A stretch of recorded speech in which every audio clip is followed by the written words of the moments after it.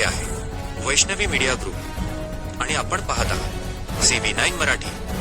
आम्ही दाखवतो फक्त सत्य.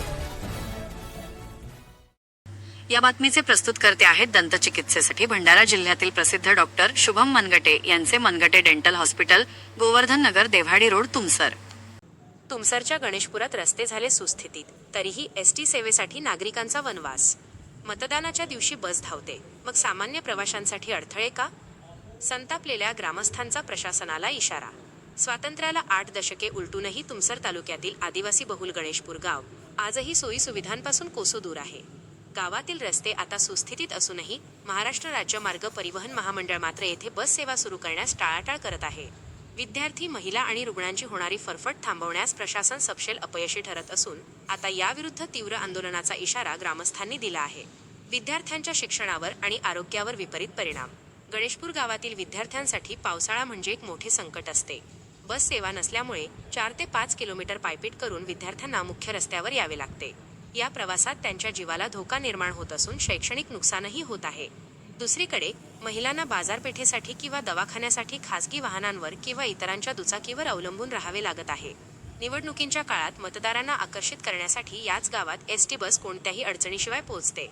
मात्र मतदान संपताच ही सेवा बंद केली जाते. गावातील रस्त्यांची पाहणी होऊन कित्येक वर्षे लोटली आहेत, तरीही लालपरीने या गावात पाऊल ठेवलेले नाही. प्रशासनाची ही दुटप्पी भूमिका आता स्थानिकांच्या संतापाचे मुख्य कारण बनली आहे. आमचा प्रवास सुसह्य कधी होणार? नागरिकांचा सवाल. प्रशासनाच्या या उदासीन धोरणामुळे ग्रामस्थांनी संतप्त सवाल उपस्थित केला आहे. जर रस्ते चांगले आहेत तर बस सुरू करण्यास अडथळा काय?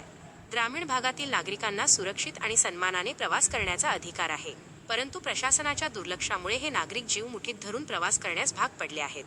त्यामुळे संतप्त होऊन समस्त गणेशपूरवासियांनी प्रशासनाला निर्वाणीचा इशारा दिला आहे. आदिवासी बहुल या गावासाठी ST बस सेवा तातडीने सुरू न केल्यास ग्रामस्थ रस्त्यावर उतरून तीव्र आंदोलन छेडतील. आता प्रशासन कुंभकर्णी झोपेतून कधी जागे होणार याकडे सर्वांचे लक्ष लागले आहे. CV9 मराठी करिता रूपसिंग पिलगर, प्रतिनिधी गोबरवाही.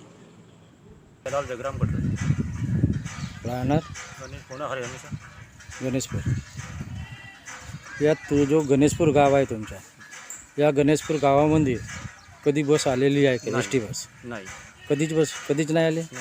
मग इथले लोकांना परेशानी कसं हे करायचं? पुष्कळ आहे आणि शाळेत जायला मुलं बाळाला पुष्कळ तकलीफ आहे. अच्छा, मला असं वाटून राहिलं, मी स्वतःचा माझा डिसिजन हा आहे का आता मी इथून TC काढून आपल्या मुलीची सासऱ्याच्या गावी टाकणार आहोत. कारण काही साधनच नाही आहे. आता माझी मुलगी दुसरा वर्ग तर ठीक आहे, इथून पुन्हा हरे गोबर जायला पुष्कळ तकलीफ आहे. म्हणून माझा स्वतःचा डिसिजन हा आहे का आता मी मुलीची TC इथून काढून आता सासऱ्याच्या गावी टाकणार आहोत. म्हणजे कधीच बस नाही आली काही? नाही, माझ्या असताना आपण तर कधी पाहिलाच नाही. तुमची मागणी आहे बस चालू झाल्या पाहिजे? चालू झाल्या पाहिजे. मग हे सगळे लोक पायी प्रवास करत असतील? हो, गौरव पायी ज्याच्यावर गाडी घोडाची साधन आहे तो गाडी घोडून जातो, नाही मग पायी जायचं, बँक जायचं पायी. म्हणजे तुमच्या याच्या तुमची वय किती झाले? आता 45च्या वयी. परंतु आतापर्यंत तुमच्या गावामध्ये बस नाही आली? मी माई एक मोठी मुलगी आहे, कोणाकडे दिलेली आहे, नातं आहे 8 सालचं. नाव सांगा. राहणार तुमच्या गावी हे गणेशपूर गावामध्ये कधी बस आली का? नाही. किती वर्ष झाले? 10-15 वर्ष. कधीच नाही आली?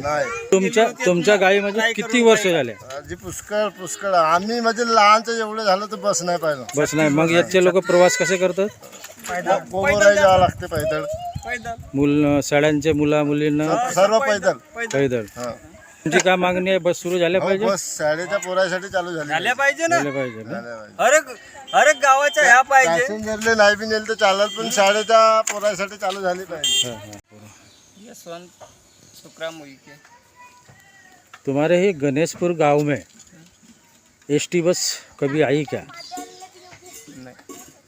फिर यहाँ के लोग कैसे प्रवास करते हैं? यहाँ से पोनरखारी जाते हैं जोड़ फाटे में. वहाँ से फिर जाना रहा तो तुम सर पैदल. अरे ए बेटा पैदल. पैदल. चलो.